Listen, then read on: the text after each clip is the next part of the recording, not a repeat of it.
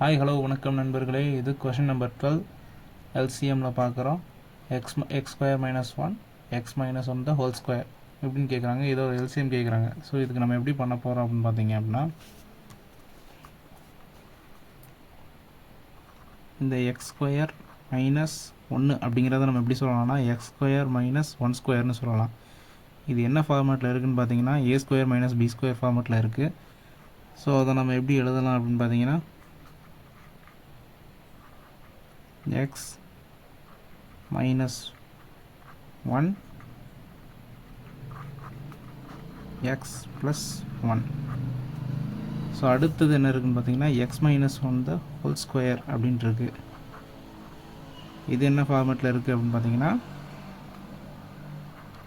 x minus 1 into x minus 1 இந்த ஃபார்மேட்டில் இருக்குது. ஸோ இப்போ இங்கே பார்த்தீங்க அப்படின்னா ரெண்டு எக்ஸ் மைனஸ் ஒன்றுக்கு ஒரு எக்ஸ் மைனஸ் 1.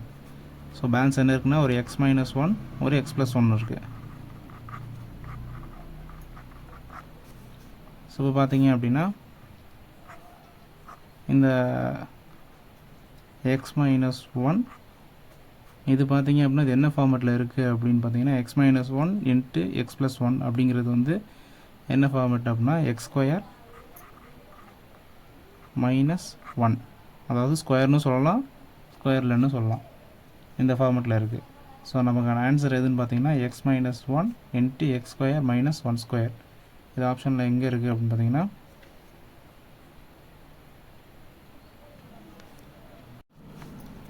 இது ஆப்ஷன் ஏல இருக்குது.